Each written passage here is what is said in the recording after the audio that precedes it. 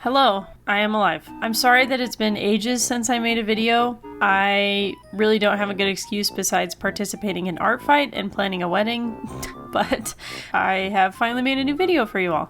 If you're new to my videos, my name is Blackjackal Art. I'm a traditional and digital self-taught artist, and I like to ramble while I draw, as you can probably tell. As you can see, today's video is talking about bronies, and also just the My Little Pony fandom as a whole, because there were a lot of interesting events that took place in the history of this fandom. Anyways, I hope you guys enjoy the video. For the background, I'm drawing my designs of Generation 1 My Little Ponies and Generation 4 ponies and swapping their color schemes for fun. To give some background and context for those of you that may not know, My Little Pony is a kids animated TV show and franchise that has existed since the 80s. But Generation 4, which is where most of the fandom controversy has happened. Controversy?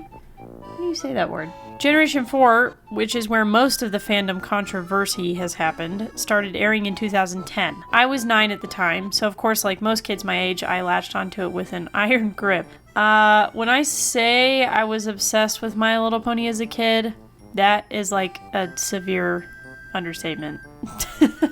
Everyone in my friend group was assigned a pony from the show that matched their personality. I, of course, was Rainbow Dash. I bought art books for the show. For a while, My Little Pony is all I would draw. I went to Bronycon. I made an entire Instagram account for role-playing as my pony Sona. It was truly a way of life. Okay, so when I say I know my stuff, you just have to believe me. I'm being serious. My brony phase, I say that as if I'm ever truly out of it. My brony phase was also the time when I was given unrestricted internet access as a child, so unfortunately I got all the good and the bad from the My Little Pony fandom, and now I want to share some of that trauma with you guys. Just a quick disclaimer, nothing is in a specific order, but I'll leave the more sensitive or gross things for last. However, I simply will not discuss some topics. These things have already been discussed to death by the fandom, and I don't want to. So I'm not talking about Banned in Equestria, or the Lyra plush, or the jar. So you can look into those things if you want to. I'm sure many of you already know, and like I said, there's many other videos you can find on the internet if you are so inclined.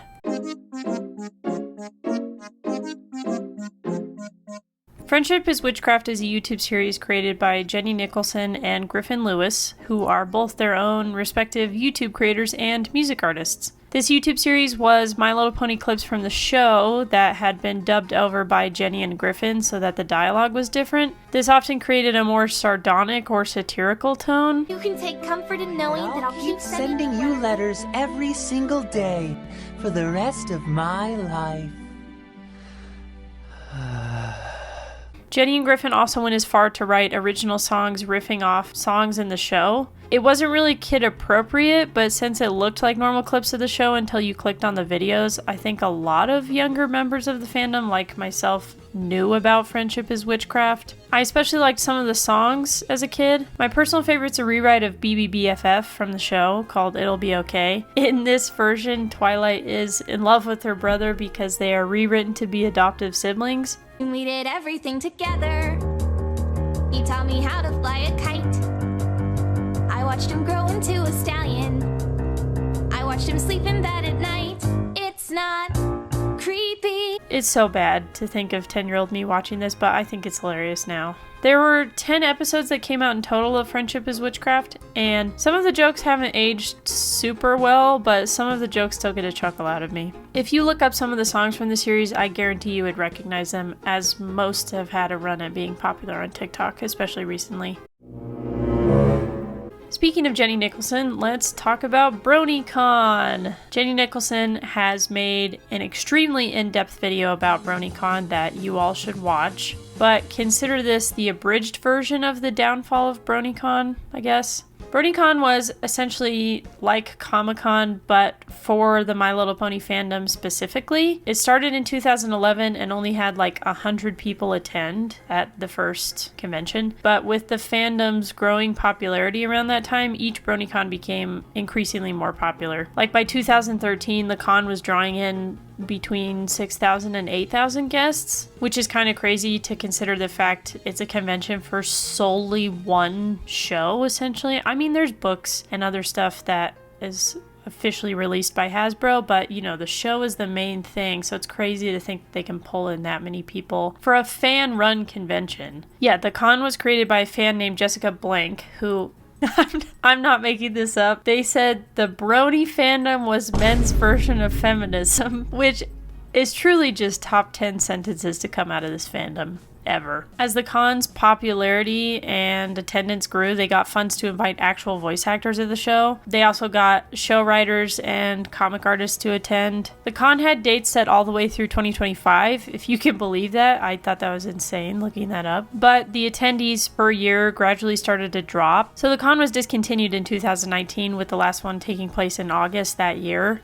And Lauren Foss, the creator of the show, attended. But seriously, watch Jenny's video. She talks more in depth about Bronycon and the fandom in general. It's sort of crazy to think that there was an entire fan-created con based around one fandom. As far as I'm aware, I don't think that has happened with other fandoms, besides like Star Wars Celebration, but Star Wars Celebration has Disney officially backing it. Like, Disney runs it. It's not a fan convention. Anyway, it's kind of insane to think about. This is weirdly as straightforward as it sounds. There are members of the United States Armed Forces who are self-proclaimed bronies, and a lot of them were discovered to have included cutie marks on their uniforms. The CEO of the Hub, which was where My Little Pony got aired originally, got an email from members of the military deployed in Afghanistan that explained they got exposed to the show through their daughters, but found that the teamwork represented in the show resonated with their military fellowship. That's just so baffling to me. In what other fandom, particularly a child's show, could you possibly say that members of the armed forces relate to the content? Like, imagine if you find out there were members of the armed forces who relate to Winx Club and wore little fairy wings on their uniforms because the girls' teamwork was inspiring. I should preface this by saying I don't care that it's technically stereotypically a girls' show in general. It's just the fact it's a kid's show. Like, what if military members decided they loved Wonder Pets and wore like Wonder Pets insignia in the military? It's just baffling that this is real. Also, yes, characters of the show have been sent into space and Antarctica in real life. In multiple instances, stickers or engravings of the characters have been to space, like this engraving of Princess Celestia that is built into a rocket that was headed for the International Space Station. Also, at the end of a maintenance tunnel in Antarctica, there is a My Little Pony shrine. I genuinely can't make this up. Fallout Equestria is a fanfiction written by K-Cat, and it is literally just Fallout but set in the land of Equestria. It's one of the longest fanfictions written by a single author to ever exist. I think it's 620,295 words. You can buy physical copies of some of it, and it has ratings on Goodreads like it's actually considered a novel by Google. It's so in-depth that it has its own completely separate fandom page from the base My Little Pony show, where it has 1,895 pages. And for context, the entirety of the My Little Pony show on the fandom website has 3,637 pages. So, like, is that not insane? I don't know too much about the lore of the story because I haven't actually read it myself, but it's out there if you're interested, if you like Fallout, if you like My Little Pony. Maybe try it out. It has a 4.6 star rating on Goodreads, so apparently it's good. Do you remember when I said the rise of My Little Pony coincided with my unrestricted internet access as a child? This is where it got a little bit traumatizing. Do you guys remember like Happy Tree Friends or like Can Your Pet? Like the whole genre of having something appear childlike or innocent at face value and then it actually turns out to be really gory or traumatizing. My Little Pony was no stranger to that. One of the most famous fan creations from this era of the fandom is called Smile. This YouTube video is a remixed version of a song from the show, but the animation is very gruesome and it's a depiction of Pinkie Pie killing all of her friends. I mean, there's no way to put that lightly. It's animated by Dave Davey, and the animation's sort of eerily similar to the show's animation, so you can imagine it did its round traumatizing kids, myself included. Videos like this, or videos making the main characters swear or act crass, were pretty popular around 2012 and 2013. Hey guys, check it out! Applejack's eating a shitload of apples! I think most of the time I didn't know what I was watching as a kid, but now rewatching a lot of them, I'm like, Jesus, who let me watch this as a kid? The fandom still seems to like stuff like this. For example, I'm sure most of you at least heard about the My Little Pony infection AU that got popular on TikTok. That whole trend like slingshotted me back into 2013, but it was fun to see the fandom was still kicking. Now a rainbow's tail isn't quite as nice as the story we knew of sugar and spice. Since we're on the topic of sort of creepy My Little Pony content, there's also a large swath of popular My Little Pony creepypastas. One of the most popular ones is the Rainbow Factory, which is an alternate universe Cloudsdale where Pegasi who didn't pass their flight test were harvested to make rainbows for Cloudsdale. The Living Tombstone actually made a popular song about this creepypasta, and there's a very famous animation that went along with it. The song still kind of goes hard in my opinion. There's also a scary game that got popular in the fandom called Luna Game. I don't think you can play it anymore due to Flash being done for, but it was a platforming game where you could play as Princess Luna. It started off seemingly innocent, but then the game would suddenly cut to a scary image of a pony and creepy music would play. The game had some sort of code where you couldn't use the escape key to get out at this point, and you had to use Task Manager to close it or just wait it out. It would eventually close itself, but when it did, it left a bunch of files on your computer that said creepy stuff. I guess there were later versions of the game where they made it a little more in-depth, but it's essentially all the same gimmick. Lastly, we're almost done with the creepy stuff, but there's sort of a running joke in the fandom that Pinkie Pie has an alternate personality named Pinkamena Pie, which is technically her full name, but when referred to by her full name, she is considered a serial killer that tortures people in her basement. Need I remind everyone this is a show made for children. I'm sure most, if not all of you know about Living Tombstone, the electronica/dubstep music artist known for his Five Nights at Freddy's music, but guess what? He started out as a My Little Pony music artist. This may be surprising to some people, I don't know. A lot of people know his song Discord.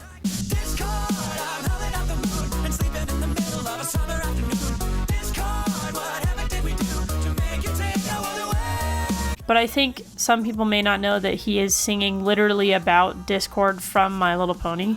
My personal favorite of his was a collaboration with Wooden Toaster, another popular dubstep artist at the time, called Love Me Cheerily.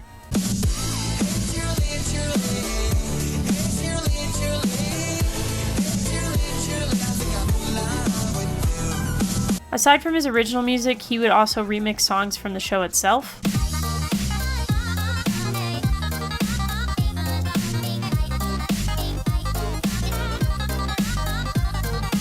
Living Tombstone, I think, was by far the most popular My Little Pony music artist at the time, but another really popular song from this era was Lullaby for a Princess, and that was written and sung by Ponyphonic. This song is still a banger, in my opinion, and there's a really cool animation made by Warp Out to go along with the song. I'm sure there's a ton of music I'm not remembering, but I was a huge Living Tombstone fan, so that's like kind of all I listened to. Okay, so this is sort of a random one, but as I recently rewatched the early seasons of My Little Pony with my partner, I was reminded of it. For context, Applejack, one of the characters of the show, lives in Ponyville, but she also has a cousin named Brayburn who lives in Appaloosa. Anyways, there's an episode called Over a Barrel where Applejack goes to visit Brayburn and runs into a conflict between the settler ponies of Appaloosa and the native buffalo. Obviously the buffalo are meant to be a not so subtle comparison to indigenous people. The buffalo want to run through their ancestral lands, but their run takes them right through an apple orchard that the ponies own, so they're fighting over it. The reason this episode is so controversial is because it takes a real-world issue, or at least a simulacrum of a real-world issue, and sort of sugarcoats it by doing a, well, we can just compromise solution. They solve the issue by changing where they run in return for apple pies baked by the settlers, which is just, it's such a simple and childish way to resolve it, and I get that it is a kid's show, but if you're going to make an allusion to such a serious part of history, I think it should have been handled differently. Apparently, the show writers hired a native consultant to help them with this episode, but I don't know. It still gets discussed in the fandom to this day. I don't know that a conclusion will ever be reached. It still makes me uncomfortable. I'm sure you all know what 4chan is, but if you don't, 4chan is a sort of bygone message board that was really popular in the early days of the internet. It's sort of similar to Reddit in that you could create message boards to discuss specific topics. When My Little Pony became popular, it was creating so much discussion on 4chan that it was like taking over the site. And so initially the site moderators just decided to ban it outright, and any discussion of My Little Pony would get you banned. And then they created its own separate board for discussions of the show and the fandom, which doesn't sound that crazy if you're only used to Reddit, but to this day, this is the only time 4chan has ever created a board for a specific fandom.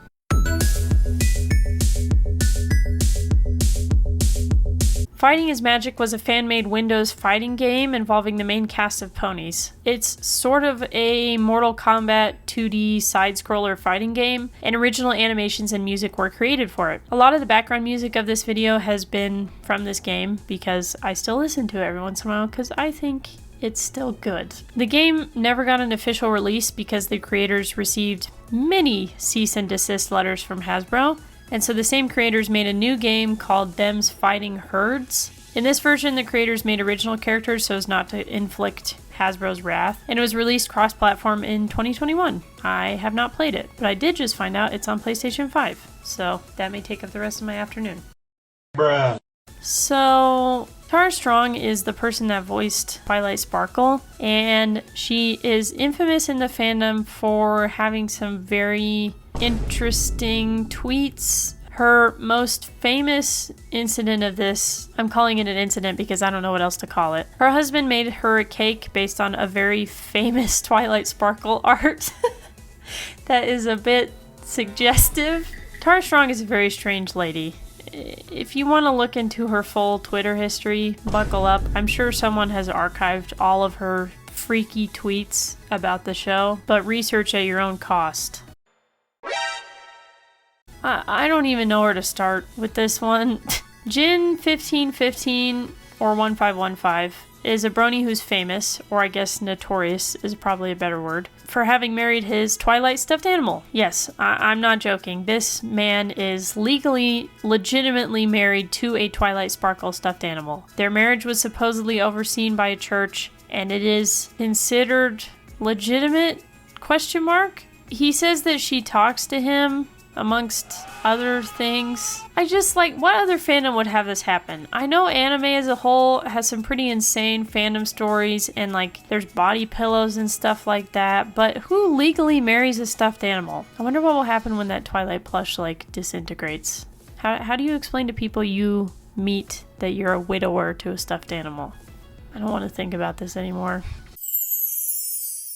This is probably my favorite one, so hence why I saved it for last. I don't really know where this discussion started, but as the brony fandom consists of a lot of men, and a lot of straight men at that, there are a lot of interesting dynamics created via parasocial relationships with characters in the show. One of the most popular ships in the show turned out to be Rainbow Dash and Applejack. Rainbow Dash is known for being a tomboy and shows a strong distaste for traditionally girly things in the show, so I guess people just followed stereotypes and ran with the idea that Rainbow Dash is a lesbian. This created a meltdown in the fandom to the point where people made memes or art about how Rainbow Dash is not gay. Here is a short montage of my favorite ones.